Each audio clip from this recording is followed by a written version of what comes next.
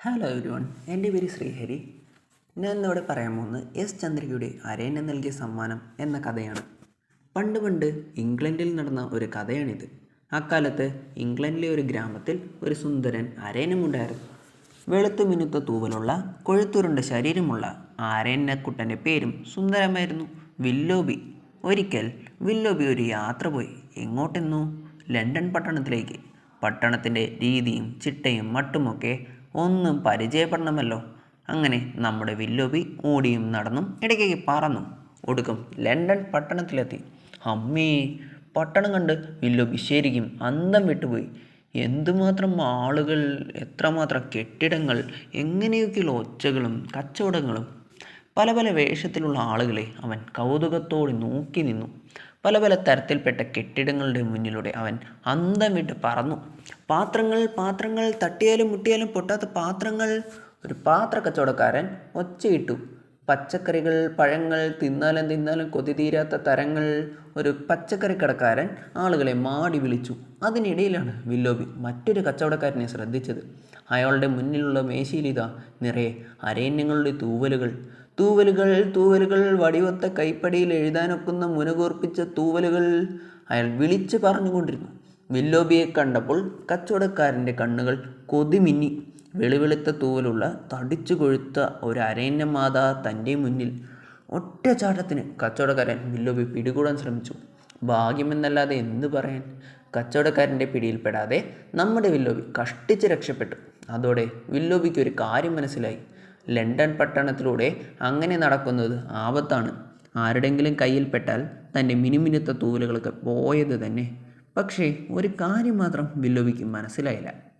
അരയന്നങ്ങളുടെ തൂവലുകൾ കൊണ്ട് മനുഷ്യർക്ക് എന്താണ് പ്രയോജനം? വടിവത്ത കൈപ്പടിയിൽ എഴുതാൻ എന്ന് കച്ചവടക്കാരൻ വിളിച്ചു പറഞ്ഞതിൻ്റെ അർത്ഥം എന്താണ്? പെട്ടെന്ന് മുകളിൽ നിന്ന് എന്തോ വില്ലോബിയുടെ ദേഹത്ത് വീണു. കെട്ടിടത്തിന് മുകളിലുള്ള ഏതോ താമസക്കാരി ചീഞ്ഞ പച്ചക്കറികളും അടിച്ചു വാരിയതും എല്ലാം കൂടി ജനലിലൂടെ താഴേക്ക് കൊട്ടിയതാണ്. പാവം വില്ലോബി. ചീഞ്ഞ പച്ചക്കറികളും മറ്റും അവൻ്റെ മിനുമിനുത്ത തൂവലുകളിൽ ഒട്ടിപ്പിടിച്ചു. ചിറകടിച്ചും കുടഞ്ഞിട്ടും കൊക്ക് കൊണ്ട് തട്ടിയിട്ടും അതൊന്നും ഇളകിപ്പോയില്ല. അപ്പോഴാണ് ഒരാൾ അതിലെ നടന്നു വരുന്നത് വില്ലോബി കണ്ടത്. എന്തോ ആലോചിച്ചുകൊണ്ട് സാവകാശം നടന്നു വരികയായിരുന്നു ആ നീണ്ടു മെലിഞ്ഞ ചെറുപ്പക്കാരൻ. അഴക്കുരുണ്ട നിൽക്കുന്ന അരണ്യത്തെ കണ്ടപ്പോൾ അയാൾ നിന്നു. വില്ലോബി പേടിയോടെ കുറച്ചുകൂടി ഒതുങ്ങി നിന്നു. അപ്പോൾ അല്പം കുഞ്ഞ് സ്നേഹമൂർന്ന കണ്ണുകളോടെ അയാൾ വില്ലോബിയോട് ചോദിച്ചു, അരയന്നക്കുഞ്ഞേ, നിന്റെ ദേഹം മുഴുവൻ അഴുക്ക് പുരണ്ടിരിക്കുന്നല്ലോ. അഴുക്ക് പോക്കി അഴക് വരുത്താൻ നിന്നെ ഞാൻ സഹായിക്കട്ടെ. ആ ചെറുപ്പക്കാരൻ്റെ കണ്ണുകളിലെ സ്നേഹം വില്ലോബി പെട്ടെന്ന് തന്നെ തിരിച്ചറിഞ്ഞു. വില്ലോബിയുടെ അരികിൽ മുട്ടുകുത്തിയിരുന്ന അയാൾ ശ്രദ്ധയോടെ അവൻ്റെ തൂവലുകൾ വൃത്തിയാക്കി കൊടുത്തു. പിന്നെ തൻ്റെ സെഞ്ചിൽ നിന്ന് മൂത്ത് പഴുത്ത നാവൽപ്പഴങ്ങളെ എടുത്ത് ആ യുവാവ് വില്ലോബിക്ക് കൊടുത്തു. എന്നിട്ട് ആൾക്കൂട്ടത്തിനിടയിലേക്ക് നടന്നു മറഞ്ഞു. അയ്യോ, ആ നല്ല മനുഷ്യൻ്റെ പേര് ചോദിക്കാൻ പോലും കഴിഞ്ഞില്ലല്ലോ. വില്ലോബി ഖേദിച്ചു. അയാൾ നടന്നു മറഞ്ഞ വഴിയെ വില്ലോബി നടന്നു. രാത്രിയായി. പാതിര കഴിഞ്ഞിട്ടും ആളൊഴിയാത്ത പട്ടണത്തിൻ്റെ ഓരം പറ്റി വില്ലോബി നടന്നു. പട്ടണത്തിൻ്റെ തിരക്കുകൾ ഒഴിഞ്ഞ ഒരു സ്ഥലത്ത് അവനൊരു ചെറിയ വീട് കണ്ടു. തുറന്നു കിടന്ന ജനലിലൂടെ വെളിച്ചം പുറത്തേക്ക് വരുന്നുണ്ടായിരുന്നു. അപ്പോഴാണ് വില്ലോബി അത് ശ്രദ്ധിച്ചത്. ജനലിൽ നിന്നും ഉള്ള വെളിച്ചത്തിലൂടെ അതാ ഒരു തൂവൽ പറന്ന് പുറത്തേക്ക് വീഴുന്നു. അതിനു പിന്നാലെ അതാ മറ്റൊന്ന്. വില്ലോബിയുടെ ഹൃദയം പടപടാ എന്ന് മിടിച്ചു. ദുഷ്ടനായ ആ തൂവൽ കച്ചവടക്കാരൻ്റെ വീടായിരിക്കുമോ അത്?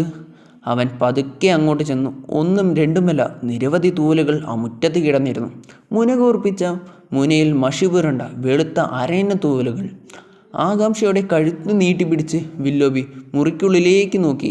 അവിടേതാ ആ ചെറുപ്പക്കാരൻ, തൻ്റെ തൂവലുകൾ മിനുക്കി തന്ന, തനിക്ക് ഞാവൽപ്പഴങ്ങൾ തിന്നാൻ തന്ന, പേര് പോലും പറയാതെ നടന്നകന്ന നല്ലവനായ ചെറുപ്പക്കാരൻ.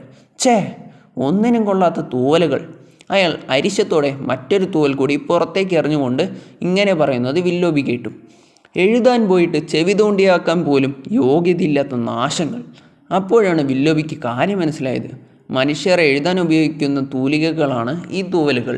ഇത് തന്നെയാണ് താൻ തെരുവിൽ കണ്ട കച്ചവടക്കാരൻ വിളിച്ചു പറഞ്ഞത്. ഉടൻ തന്നെ വില്ലോബി തൻ്റെ ഏറ്റവും നല്ല തൂവലുകളിലൊന്ന് പറിച്ചെടുത്തു. എന്നിട്ട് വാതിൽക്കൽ മുട്ടി. വാതിൽ തുറന്നു കയ്യിലൊരു വിളക്കുമായി യുവാവ് വെളിയിൽ വന്നു. പകൽ താൻ പട്ടണത്തിൽ വെച്ച് കണ്ട അരയന്നക്കുട്ടനെ യുവാവ് പെട്ടെന്ന് തിരിച്ചറിഞ്ഞു. ഇതാൾ ഇപ്പോൾ പറിച്ചെടുത്ത ഒരു തൂവൽ, ഇതുകൊണ്ടൊന്ന് എഴുതി നോക്കൂ. വില്ലോബി തൂവൽ നീട്ടിക്കൊണ്ട് പറഞ്ഞു.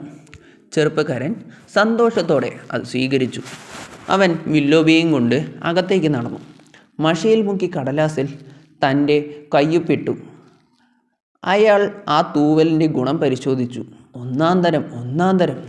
സന്തോഷത്തോടെ ആ ചെറുപ്പക്കാരൻ മതിമറന്ന് ഉറക്കെ വിളിച്ചു പറഞ്ഞു, ഇതുകൊണ്ട് എഴുതുന്ന എൻ്റെ പുതിയ നാടകം ഒന്നാം തരമാകും, തീർച്ച.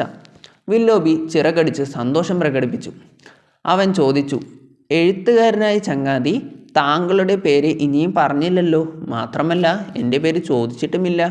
പുഞ്ചിരിച്ചുകൊണ്ട് അയാൾ പറഞ്ഞു, എൻ്റെ പേര് വില്യം. നിൻ്റെ പേരോ? എൻ്റെ പേര് വില്ലോബി.